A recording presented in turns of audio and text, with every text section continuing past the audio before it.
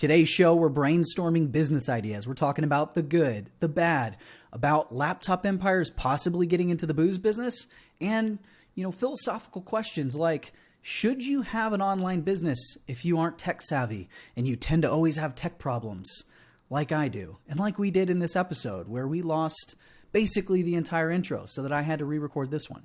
But it's okay. The rest of the content's really great. I just had to let you know what we were about today. So I hope you enjoy this show. Make sure that you subscribe on YouTube. That way you can see the video portion of the podcast and can enjoy all of the daily exclusive content that we're going to be dropping there. I hope you enjoy this week's episode of the Laptop Empire Show.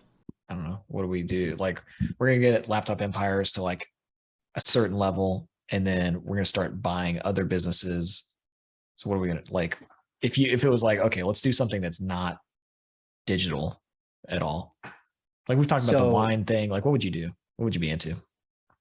What would I do? Like, so are you saying like, what would I do if I was starting over, or like, what would I want to do as something? No, not starting over. Like, something totally different than like, let's say we're like, you know what? We're just going to start buying up random businesses and putting them under the Laptop Empires brand for whatever reason. Maybe we do it in a different thing, but like, I don't know, like what would be like in our real estate or like, yeah, I mean, like, I don't know, some people. So I don't think I would have a ton of interest in like, I don't know. I kind of like the idea of real estate, but also I think if you're just like getting rent, you need so much to do it. So yeah. I don't know if that's something, I've always kind of thought, I always used to talk about like, I want to start a winery. Like, and that's what I would do. And I think that that's like the best subscription model on the planet. Like, the winery out here, you wanted to join it and they got a waiting list, which I still do. They just let people in. I don't know if you're. Oh, dude, you're supposed to be telling me these things. Well, I didn't know. Great. I found out after the fact. But, like, I mean, think about that. People are paying $25 to $60 per bottle of wine. And they're doing a membership to get anywhere between 3 and 12 bottles a quarter. Yeah. And the cost to produce this it's not that much. Like, it's so marked up, and like, I look at like a brewery, like I look at, let's take a brewery, a winery, and whiskey, right? So wine and beer can be produced quickly. Like, the downside of getting into the bourbon industry is like, it takes years to produce your product, and then you like hope it's good. Right. Yeah. So you've got faster production, but then the margin on beer versus wine is so much lower. Like, wine lovers will pay $60, $100 for a bottle of wine. And so even just say it's like $50 and you're getting 12 bottles, say you're getting 6 bottles, that's $300. So it's $300 a quarter. Right. So $1,200 a person, and you have how many people? Like tons. Yeah. Right. And so, and then, so to me, I look at that and I go, wow, okay, there's like a great membership model, and I think it'd be cool. Right. And they do fun things, like they got pickup parties and stuff like that. Now, I also think making the wine, like being involved in that, would be fun. I know for a fact I want nothing to do with being out in the field, like the farmer. Yeah, the farmer part of it. That's what. Not interested. Not interested. I've gone out and I've done. I don't know what you want to call it. Like, I've gone out and like helped with harvest and stuff like that. My in-laws have worked at wineries, like doing stuff in the field, and like, this is a great region for growing grapes, but it's like, it's hot as hell, and I don't want any part of that. And I know like the owners that I know of wineries, like they're involved in that. And I think part of it is them being perfectionists, but like, I would have to have somebody to manage that part. Like, I think I would be involved in like the making process. Like, I would want to dabble in that, but I would want nothing to do with the part on the field. So out in the field. Can you do it without doing that? Like, can you get into the wine? Sure. You just got to like well, I mean, you can source grapes. Some people do that. I think it's cool to have, it's nice to have like, it's pretty to have all the stuff. It's nice to have it, and then you have the estate grown stuff. I think like there's that mix. I think it's good to have the mix of like sourced and estate. I just don't want to be the one to do it. So you would have to hire the person. But I think like if we're talking about this, that's like an essential thing, right? Like, we've got to go out and say, like, the first thing we do is hire like that COO, right? Yeah, so I think so. You get that person, you get that person and you get, you know, the person that runs the field crew, like that goes out and runs the vines. So I think that to me, I could see that, but like that would be my stipulation. Like I want to enjoy it. I've always looked at it as like, it's the same thing like a gym. Like I wouldn't want to be training, you know, I wouldn't want to be doing the sales and all that kind of stuff with the gym. If I owned a gym, I would just want to go there and work out and shoot the shit with with the clients whenever I felt like it. So anyway, Yeah, that's the first would. one that pops into my mind, because it's one I've, for years I was like, I'm gonna make money, buy property, start a winery. And then I Yeah. was like, I'm gonna get my property and build my house on it and like drink wine. Yeah, And see, that's it's what one of I've those done. things. It sounds so like romantic, you know, because I've thought about it several times. So like, I mean, winery would be cool, but It's so a big when we money went maker. to, it's a yeah, but when we went to Italy, we did this like tour in Italy that was pretty awesome. Mhm. And my fear of owning a winery is that I would drink way too much wine. Like I would be drinking all the time, which is that's what they do, it seems like. And I think Yeah. that that's probably bad because we walked in and it was like, now Italy's a little bit more laid back. Like European countries are different Yeah. than the US so far, from what I've seen from these kind of things. Like I don't think they have the same kind of like codes and stuff. But like we walked in and there was like 5 Italian dudes that were like, they were the winemakers, but they were just sitting there and they had like coffee mugs with wine, and it was like 9 in the morning and they were just drinking wine out of a coffee mug. And I was like, and that's like how they like let people taste it. They just like poured it straight from Sure. the still or whatever. I don't know. They poured it straight from that in the coffee cups, and they're like, you know, here, have this. And it was like sharing their own cups and stuff. This is pre-COVID. Like it was, Yeah. you know, but I think about that and I'm like, geez, that I think I would drink a lot. And then we went to another winery, and this was right after LE, like this is probably after our first launch. So I was like, I felt like I was balling. So I was like, man, I want to buy one of these places. And the lady was like, I think I was 29 at the time. And the lady was like, you're pretty young to like buy something like this. And I was like, no, I think I could do it. Like totally had no idea how much the place costs or anything like that. But she was like, yeah, I don't know. It's not really that much fun. Like it's not, she's like, I'm looking to get out. So it's like, it was weird to hear that, but she We had the had most a, beautiful property. Like everything was amazing. You know, it just seemed yeah. like the best job ever. Well, and I think it just depends. Like, you know, I mean, there was actually a vineyard for sale out here maybe a year or so ago, and the vines like needed work, but you know, Mm, and it need, you know, it needs some work, but like could have just bought it, and it was like established and everything. But I don't know. I think that's the difference though. Like you look at some of these places and the people start them up and they're doing everything, yeah. like they're working in it. And that's, to me, I'm like, okay, you set these stipulations like to where it can run without you. Like if you're owning the business, and that's what we're talking about, right? Like truly owning the business and just being involved in it. Like I think of like what was the, oh, I can't think of it. There's like a show on HBO. It's not Wahlburgers, but like Mark Wahlberg did this show, and it's just like following him around and like all he's doing stuff. And like he's got this CEOs of these companies, and he goes in and like they're doing their Mm, clothing line. Like he comes in and he checks out the product. And he's like, well, I don't like these colors. This isn't the quality I want, blah, blah, blah. Scrap it, start over. You know, like he's involved in the decision making, but he's not in the day to day. I mean, that's, I yeah. think, the key. I think that would be the key.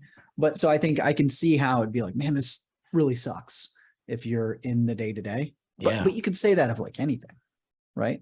Yeah. Like, I mean, the key is to like just choose your suck. Like that's, you know, and that's like why I think about, It's you know, interesting. they always joke about entrepreneurship is like, you know, oh, I'm going to escape the 9 to 5 so I can still work 24/7, 365 for myself.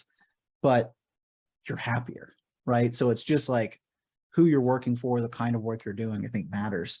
So I don't know. I think that'd be cool, but I don't know. I'm not as like, that doesn't excite me as much as it used to. Um, The distillery seems cooler. Like to me, like when I go to Garrison Brothers, I'm like, oh, this would be freaking awesome to own this. But then every time you tell me about the financial ramifications of buying a place like that and like how it's just so difficult. I guess it depends on how you buy it. Like if you buy it and you're not super leveraged, like if you're able to just go in and like buy a place cash or something like that, maybe you sure. wouldn't even do that. I mean, but I if it's one of mean, those things where you don't need it to like take off and it's fine just kind of breaking sure. even or losing some money for a couple of years, I think that's one thing. But like if you're doing this and you're like, this is my livelihood, that Yeah. seems like a brutal business model. Like, Yeah, I wouldn't do it. yeah.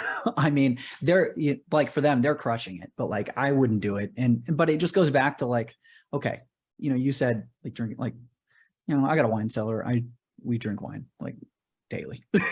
So But do let's you be crack real. it open at like 9 a.m. though? Like, I mean, if not it's a, like bubbles a, and it's Saturday and we're about to watch some well, football, Saturday's different. maybe. Weekends don't matter. I'm saying like, because I No. have like a rule generally of like a 5 o'clock kind of rule, because I feel like working from home, like you could totally, it could go off the rails quick. See, So I don't like, have a 5 o'clock rule, but I'm gonna go downstairs, be done working for the day. My wife's she's gonna have some wine ready to go now. yeah, see, you guys party So like that. I just don't do, I don't know. I should do that.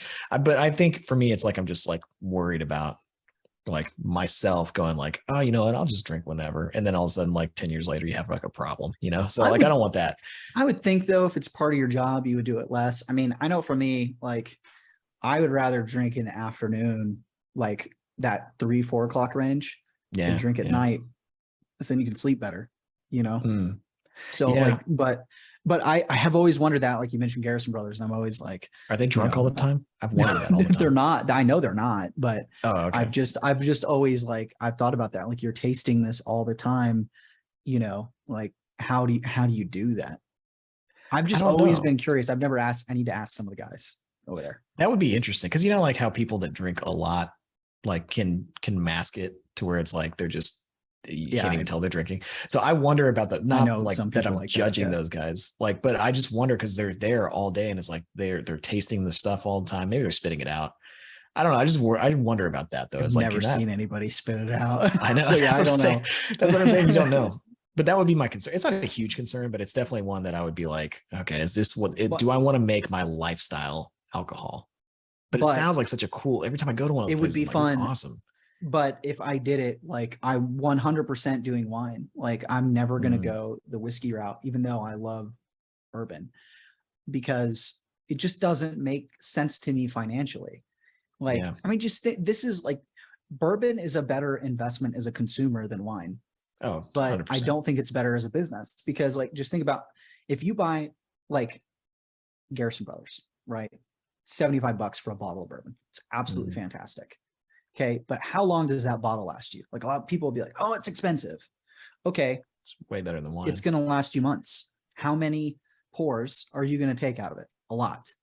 You buy a bottle of wine, like let's say you spend the same amount on two bottles, like you buy two $35 bottles of wine, like fairly Mm-hmm. nice, like that's, if it's two of you, even if you're just having one glass, okay, that's 2 nights. So essentially you have 4 nights there, maybe two if you're having two glasses between two people. If Yeah, you and Coral come up to visit us, we might go through those two bottles with dinner, right? probably true. So when you think about it from like a consumer perspective, like whiskey's a better investment, like it's cheaper per enjoyment. I like that you keep But calling it investment. Like, it's yeah, well, nice. dude, I just like, to me, like this is how I look at everything, right? So, but from a business standpoint, like, if somebody comes and visits your distillery, they might buy a bottle. Mm, Somebody comes and visits your winery, they might buying buy a six. case. Yeah, yeah, they're buying a They lot. might buy a dozen bottles and spend hundreds of dollars, and they're going to sign up, right? Yeah, And you just look at that, the membership, like we went for a while, we're not a member there anymore, but there's a place in Fredericksburg, because we live near there, for those of you watching that don't know, Bobby knows. But this is like wine country in Texas, right? And so we go, and there was this place and they do sparkling wine. Now, yeah. my favorite beverage is bubbles. Love it. I Mm, just have to be careful, because if I have more than a glass of bubbles, I'm taking a nap. It's just sleepy. how it Yeah. affects me. So, but they have this place, and it's all they do is sparkling. And so Katie and I went to go do it, and they wouldn't let us in because we had the baby, and there's like no kids allowed. And it was like, okay, that's weird. We take our kids to wineries, whatever, judge me. And so we didn't go. And so then we finally made it in, went a place, and it was like a tasting. And, they had like a little food pairing, and it was like a cookie or a cracker or something. And like you had the 4 tastings. Cool experience. Like it was just, you paid for it. It was fun. But then the way they get you is they say, hey, you can take this the cost of this, you can apply it to join. And so you were basically covering the cost. If you did a 4-bottle, they have 4 types. And so if you did, they did 4-bottle shipments. So it covered like 75% of your first shipment. And they're like, honestly, like you can do it. And then if you want to cancel afterward, you can, like whatever you want. I'm like, okay, well, that's a no brainer. Well, then we ended up keeping it for a while, and we would go back because you got a free glass when you visited. So like, what's it cost them to do a free glass?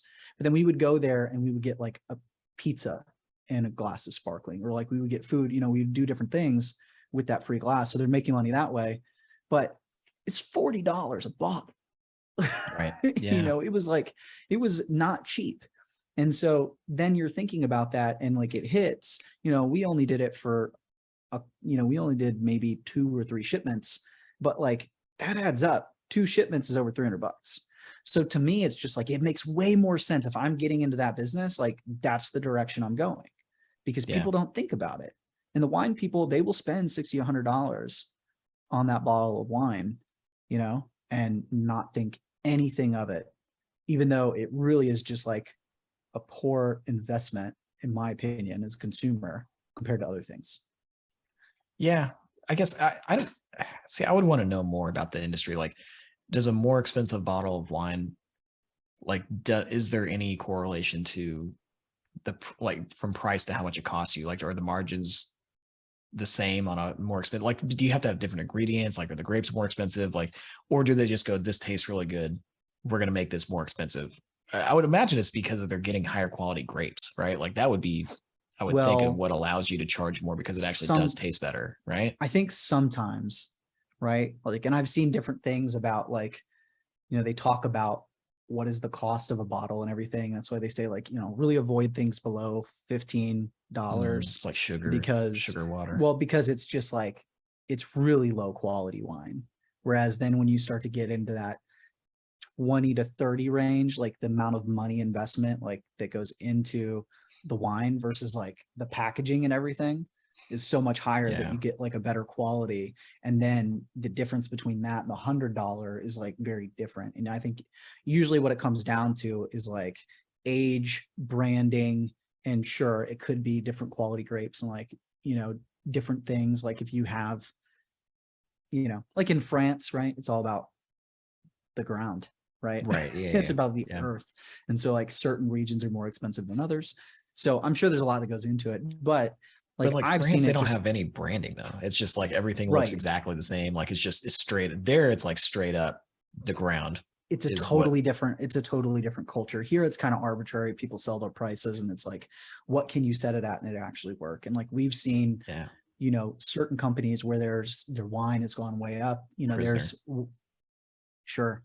But like I can think of one like local to us, it's very good, but their wine prices have just gone up so high that I'm like, it's not worth it to me. Yeah. Right. So, you know, and like and the one I'm thinking about when we moved here, I was like, I'm 100% becoming a member. And I literally went there to go become a member and was like, whoa, y'all's prices have doubled. Like this one and this one are close enough for half the price. So, you know, I think there's something to that. I think so too. Prisoner's a good example of this though. Cause like, I wonder how much of the marketing budget drives up the price of wine. Cause Prisoner was like a pretty reasonably priced wine. And now it's like probably $50. I don't know exactly how much it is now, but like over the years, it's gone from like 25, 35, 45 and like just keeps going up. But their marketing is like fantastic, and branding and like just like everything that they have, like their showroom and all that stuff, or wine tasting room. Yeah. It's like but how even much prior of the wine, to that, the branding all started with like the quality. It was just like at one point in time, it was like, this is $25. It's incredible. Yeah. To where the point where like, you know, you're buying it at $45 and you're like, this is still such a great wine. Right. And it just became popular. I remember back when we lived in Fort Worth, there was a guy we lived with, he bought this huge wine fridge, and I went over there and we were just getting into it. And I just remember it was straight up Prisoner. He had like just the whole thousands of dollars. It was like an entire fridge, like 100 bottles of Prisoner in there. Like, and it was like at the time he was just like, dude, it's so good, you know, and it was. It's not a bad play, because like it is, when you bust out Prisoner, I feel like most people that are kind of into wine have heard about it And it's Sure. one of those ones that never disappoints. Like it's always really, really good. Yeah. And it's more expensive now, but like sometimes you can spend like $100 on a bottle of wine, like we did with Mhm. Mercury Head. Yeah, Um, and it was yeah, I and it was didn't like kind of weird, it was like, and maybe I'm yeah. just not sophisticated enough to like it a ton, but it was like that was a really, really expensive compared to what we usually buy Sure. bottle. And like it, I wouldn't buy it again, I don't think, other than just like we're buying it for fun, I guess. I don't know. Yeah. I wouldn't be like, yeah, let's sit down and drink this thing, You because it was like you know too what's complex, I think. you know what's kind of funny? Like when we have people coming over, I mean, like you know me, I like hosting guests. Like I get this from Mhm. my dad. Like I just like when people come, like I want to do a big dinner and I want to do like, whatever. Like you came over, that this one of the last times we were doing Yeah, pizzas y'all and got like me messed you up, man. walked up and we just like handed you a glass of wine. But one of Yeah. the things that I've started doing, because when we built that wine cellar in the Mhm. house and I was like putting stuff in it, I've kind of got like certain things I like to have for when people come over. So Mm. I like to have a good local, just like something that's like in Yeah, the area so somebody can experience like a good Texas wine, like not a crappy one, because there's some really, there's some bad really Texas bad one. ones. Yeah. But I like to have a good one. I like to have a good wine, same with bourbon. Like if people are like bourbons, like I like to have something that's cool, maybe somebody's heard of, but they've never had before, that we can pour them a glass and be like, oh, that was really cool. Like, oh, when I was at Mike's house, like I got to try this thing, you know? Mhm. Yeah. So, something like that. And then I like to have the ones that like anybody can find at the grocery store, but they don't know about, like the $20 gem, So it's Yeah. like the one that's just like, it's like, hey, let's start with something cool, right? Or local, whichever one. And then, when you kind of go to like something that's not, the most expensive thing in there, but just something that's like, you're going to love this. And now you can go home and you can buy this. Right. Yeah. So I'm the that's something opposite. like I kind of do. I don't even care about that anymore. What I realized, like I come into your house, you guys are great at it. But like we've had parties and stuff at our house, and I'll have like a good scotch in the decanter or whatever, Mhm. and like $100 bottle of scotch, like something that is Sure. really good. And then I'll look over and like one of my friends that drinks like rum and diet is like pouring himself like full glasses of this like $100 stuff. I'm Yeah. like, and it just goes away. And I'm like, well, okay. To I be don't, fair, I'm not doing this at a party. I'm doing this like that's true. That's someone true. comes to visit, like y'all come to visit. If we're having a party, then it's like, okay, I know what my go-to wines are. Yeah, everybody likes, you got the reds, you got the whites, like everybody's going to like this. It's not going to Mm. break the bank. I'm going to put that out there, and then there's like certain, whiskey. It's like, hey, here's the mixer. Here's if you just want to pour it. Yeah, see, But we I kind had to of, start hiding. Like I had to start like switching out like a decanter because like people yeah. kept consistently doing that because it's like right in the middle of our kitchen. So I just started putting like cheaper stuff in there, not telling anybody. Because like it just Well, I was getting screwed. yeah, yeah. Well, and that's like we have our like really good stuff is like in the fridge locked, but I Yeah, ours is locked really too. like if like if my sister and her husband come up and she's wants some wine, I'm like, just go pick something out. 'Cause everybody loves walking into the little cellar and being like, and I just do. like Yeah, I like it. I like it's walking in fun. there and Just like to go in there and just be able to like look at the spread. It's like shopping for free. It's fun. you do have like a shocking number of bourbon bottles that are Yeah. like good bourbon. I mean, that is something. Well, my family used to make fun of me about it because the reason I have that is because I don't just kill a bottle. Like I Yeah, I change know. You're something. Like I just it's very it's disciplined what you do. yeah. So it's just like it's not it's more like I've got stuff from 2014 that's I've opened and I've just had a little bit over time because I like tasting the differences between things. So Yeah. yeah. Yeah, I remember seeing that. I was like, man, there's like a lot of bottles that are like all just barely kind of opened, and Yeah. I'm not like that. Like I'll like open a bottle and then I'll just keep going back to the same bottle for like a month until there's none I'm left. And I starting don't know to why I do do that. that more. I'm starting to do Yeah. that more because I've noticed like your palate changes. And so I'll have something that I like. And I'll go to something else and I'll come back and be like, oh, I don't like this as much anymore. And then I got to go away from it. But but yeah, I've started doing that just because I'm trying to like shrink it down. Right. Yeah. I've also Yeah. learned like stuff that was this worth it or not worth it? Like, started to kind of figure that out. There's some like really great stuff that's just regular old stuff that's better than the hard to find stuff. Yeah. But Yeah. I mean, some of that stuff is hard to find. That's the thing about like I don't know.